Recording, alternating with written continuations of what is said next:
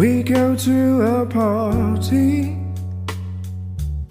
Are you ready to ignite your creativity and imagination? Welcome to Daily English Conversations for Beginners, where each episode is designed to inspire and motivate you to practice English in a fun and engaging way. In today's episode, we dive into the magical world of creativity and imagination. Whether it's through storytelling, brainstorming, or exploring new ideas, we will help you unlock your creative potential while enhancing your English language skills. Our mission is to make learning English an exciting adventure with captivating content and interactive practice. We aim to keep you motivated and eager to learn more. Join us on this journey and let's unleash the power of creativity together. And everyone turns to see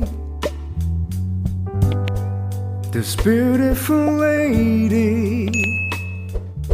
Welcome, everyone, to our podcast Daily English Conversations for Beginners, naturally joyful and fun conversations. I'm Sophia. And I'm Mason. We're thrilled to be here with you today.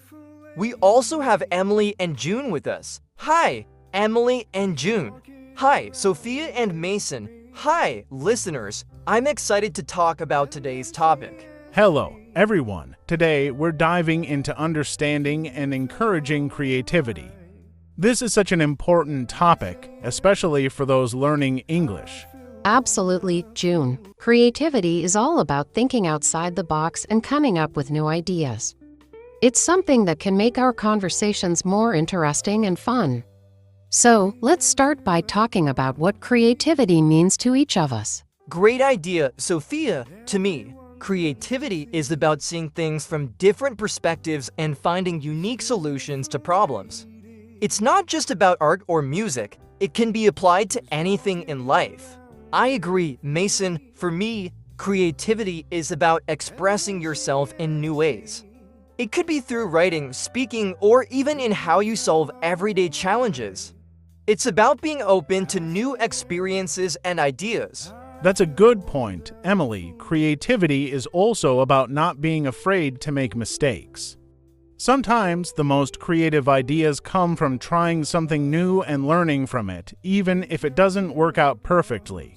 Exactly, June. Now, let's talk about how we can encourage creativity, especially for our listeners who are learning English. One way is to practice speaking in different scenarios. For example, you can pretend to be in a cafe and order food, or imagine you're at the airport and need to ask for directions. That's a fun way to practice. Sophia, another way to encourage creativity is to read stories and then come up with your own endings. This helps you think about different possibilities and expand your vocabulary. Yes, and you can also keep a journal, write about your day, your thoughts, or even create fictional stories. Writing helps you organize your thoughts and express yourself more clearly. I love that idea, Emily. Another tip is to watch movies or shows in English and then try to describe the plot or characters in your own words. This not only helps with language skills, but also encourages you to think creatively about the content. Those are great tips, everyone. Let's also talk about some activities that can spark creativity. One activity is to do word association games.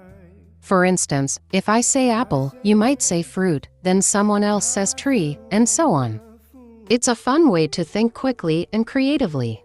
That's a great game. Sophia, another activity is role-playing. You can take turns being different characters and act out scenarios. This is especially helpful for practicing conversations and thinking on your feet. Hi, Sophia and Mason. Hi, listeners. I'm excited to talk about today's topic. Absolutely, Emily. And for those who love music, try listening to songs in English and then writing your own lyrics. It's a fun way to play with language and rhythm. Music is a wonderful tool for learning. Now, let's discuss how to overcome some common obstacles to creativity. One big obstacle is fear of making mistakes. Mason, how can we overcome this fear? That's a good question. Sophia, one way to overcome the fear of making mistakes is to remind yourself that mistakes are a natural part of learning. Everyone makes mistakes, and each one is an opportunity to learn and improve. I agree. Mason, for me, creativity is about expressing yourself in new ways. It could be through writing, speaking, or even in how you solve everyday challenges. It's about being open to new experiences and ideas. Yes, and it's also helpful to surround yourself with supportive people who encourage you and celebrate your efforts. Having a positive environment can make a big difference. Absolutely, June. It's important to be kind to yourself and to celebrate your progress, no matter how small. Every step forward is a step in the right direction. And let's not forget the power of curiosity. Being curious about the world around you can lead to amazing discoveries and new ideas. Ask questions, explore new topics, and keep an open mind. Yes, and you can also keep a journal. Write about your day, your thoughts, or even create fictional stories. Writing helps you organize your thoughts and express yourself more clearly. That's right, Emily. Creativity is not just a talent. It's a skill that can be developed with practice and patience. So, don't be afraid to experiment and try new things. Great advice, everyone. As we wrap up this part of our podcast, let's remind our listeners that creativity is about having fun and expressing yourself. It's a journey of discovery, and it's okay to take it one step at a time. Absolutely. Sophia, we hope you've enjoyed this discussion and found some useful tips to encourage your own creativity. Remember, creativity is all about finding joy in the process and expressing your unique perspective. Who's walking around with me? And then she asks me. Now, we're going to talk about practical exercises to foster imagination. This is a fun topic that can help everyone improve their English in creative ways. That's right, June. Imagination is a powerful tool for learning a new language. It makes conversations more interesting and helps you think outside the box. So, let's dive into some practical exercises that can boost your imagination. Great idea, Sophia. One simple exercise is storytelling. You can start a story and then take turns adding to it. This helps you practice speaking and thinking quickly. Let's give it a try. I'll start. Once upon a time, in a small village, there was a young boy named Tim who loved adventures. Curiosity is key, Mason. It's what drives us to learn and grow. So, let's encourage our listeners to stay curious and to keep exploring new ways to express their creativity. As Tim walked through the forest, he heard a strange noise. It sounded like someone was singing. He followed the sound and found a talking bird. The bird told Tim about a secret cave filled with gold and jewels. Excited, Tim asked the bird to guide him to the cave. See how fun and engaging that is? Storytelling helps you use new words and phrases in context. It's also a great way to practice past tense verbs and descriptive language. Tim had a special map that showed hidden treasures around the village. One day, he decided to follow the map and see where it led. And I'll be the waiter. Good evening. Welcome to our restaurant. Can I take your order? Absolutely, Mason. Another exercise is to imagine different scenarios and role-play them. For example, pretend you're at a restaurant. One person can be the customer, and the other can be the waiter. Let's try it. I'll be the customer. Sure.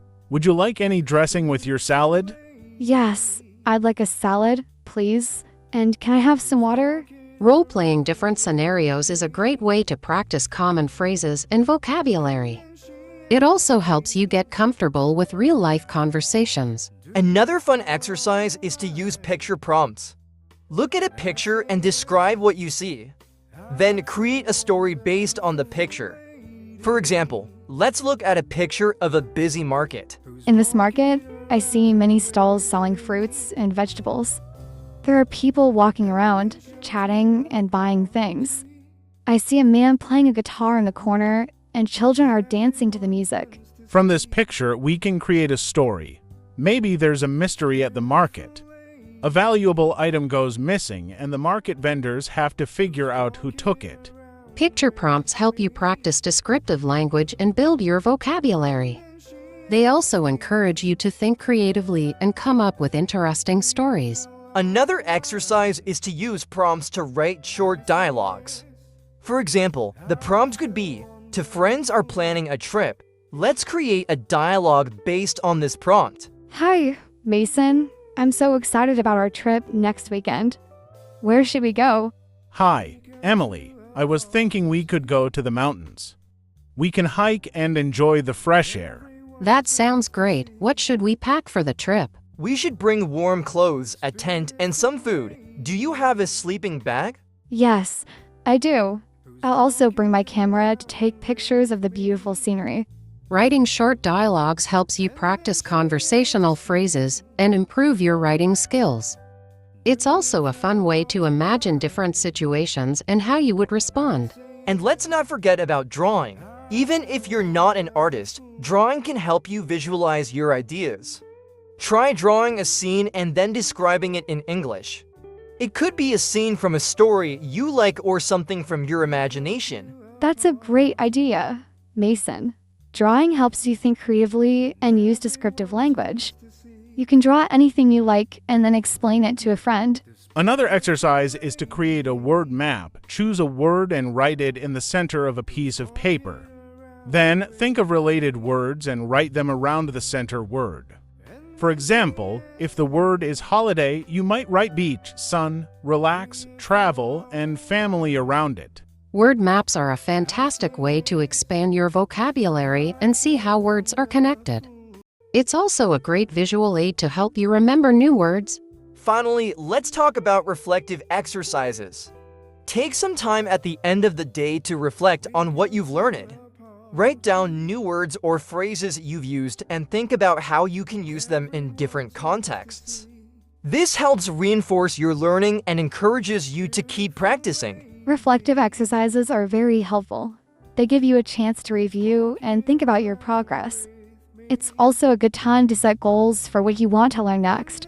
Yes, setting small, achievable goals can keep you motivated. Maybe you want to learn 5 new words each week or practice speaking with a friend for 10 minutes every day. Whatever your goals are, writing them down and reflecting on them can help you stay on track. Great tips, everyone. As we wrap up this part of our podcast, let's remind our listeners that fostering imagination and creativity is all about having fun and being open to new experiences. Try different exercises and see what works best for you. Absolutely. Sophia, remember, the more you practice, the more confident you'll become. Don't be afraid to make mistakes. Every mistake is an opportunity to learn and grow. Thank you for joining us today. We hope you've enjoyed these practical exercises to foster your imagination. Keep practicing and have fun with your learning journey. Until next time, everyone, stay creative and keep exploring new ways to make your conversations joyful and fun. Goodbye. Bye!